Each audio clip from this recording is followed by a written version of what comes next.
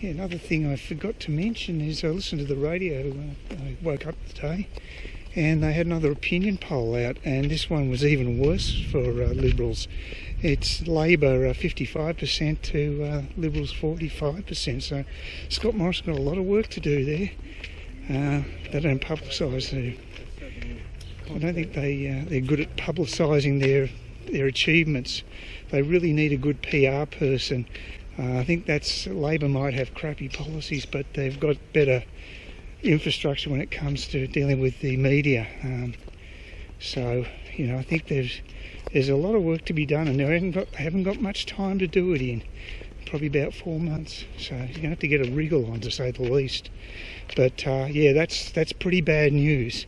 So nothing's improving for them at this stage. They're going to really need to get out there and start selling their message. Mind you, what they really need to do is just scrap the renewables subsidies.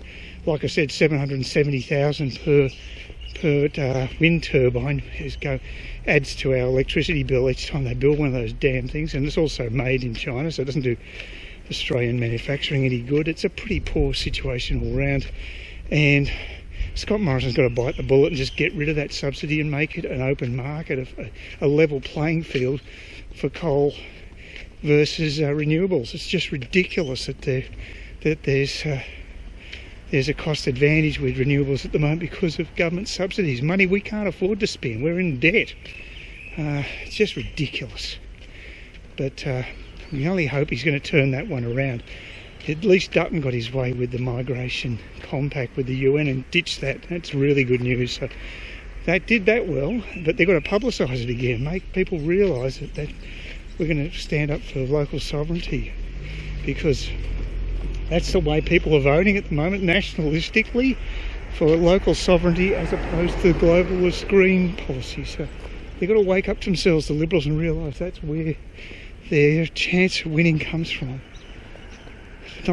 Not holding my breath. Oh, the atmosphere's looking a little unsettled there. Could be some rain coming.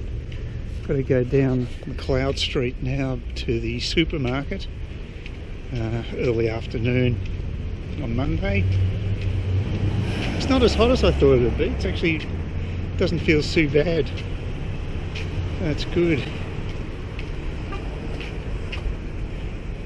So I got in and out of my appointment a bit faster than I expected, at least an hour early, which is great. Apparently it was fairly quiet there, so they were able to get things done faster than the past, so it's good. There's an old colonial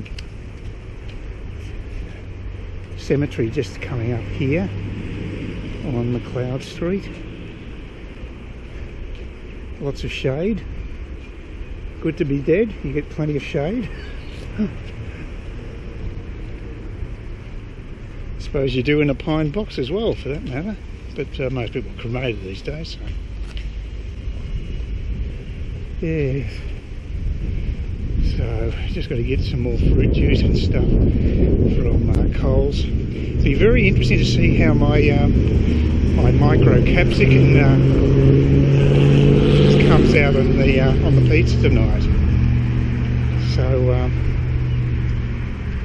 yeah, see how it goes. I was actually advised that another thing you can grow up here is passion fruit, which would be quite nice. But person who grew it, she said it took her about a year. They've had it planted for a year, and they've had one small crop. So it's basically better than nothing, and it'll flower.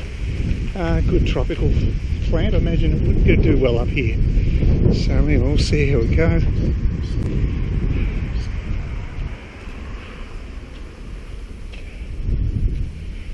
Yeah, not a bad walk.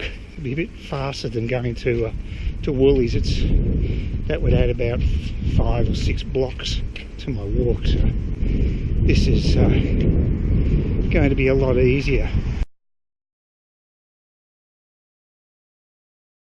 Again, Coles disappoint me with their Liquorland advertised special, which is the 1 litre bottle of Jameson's Irish whiskey for $60.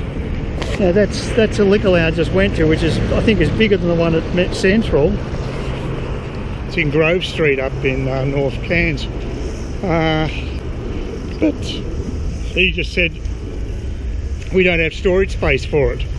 So these idiots advertise that it's on special at Liquorland, which means all their outlets to a normal person, but they don't stock it. It depends on the size of the outlet. I mean, that's just so amateurish, and Woolworths don't operate that way. And funny to use.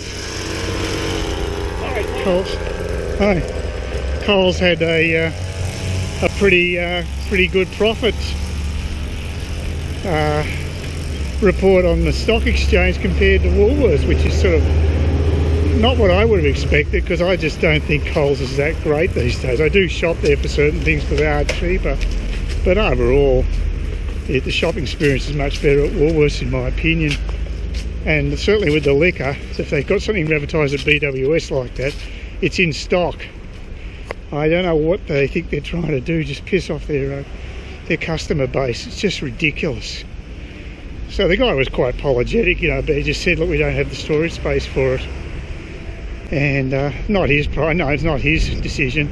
He's just the store manager, so I'll email some the idiots at the head office and tell them voice my displeasure.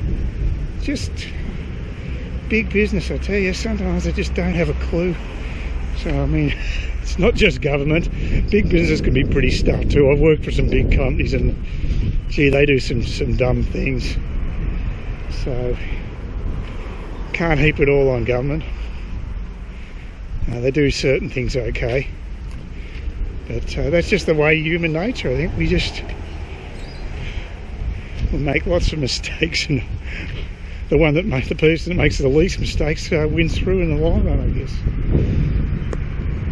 Warm day anyway. Warm walk back home. Beautiful shaded cemetery over there. Yeah, I won't be going to Woolies today because it's too far. I have run out of cheese almost, so I might go see how my energy levels hold up when I get down the end of this road. I might go to Woolies. I might go to Coles, I should say. Well, it's another warm sunny day in Queensland, as you can see. And I'm just going to head off down the shops. Good news is that I finally got that damn e-scooter. Tried to assemble it. I got to the stage of it's in the process of being recharged. It'll take 4 to 5 hours. I can't seem to get any juice into the unit now. I'm not quite sure why that is. I thought after about half an hour recharging there'd be some power going into the unit, but I couldn't get anything happening at all. So we'll just see how it goes when I get back from shopping. The good thing is that, you know, now I don't have to worry about waiting around for the delivery. They delivered it in the morning a little after 8, which is very convenient, so that was good. But the only problem is that the seat. If the seat wasn't there, I could try standing on it, but the trouble is it's actually fixed. That the stem is not doesn't look like it's removable. So I'd be happy to remove the stem and just be able to use it, just stand on the thing until I can work out how to actually assemble the seat, and may have to go to a bike shop to get it done. I've asked the people online for help, but I don't know if I've got much hope there. There are a succession of photos in the manual explaining how to put it on, but I can't make head nor tail out of it.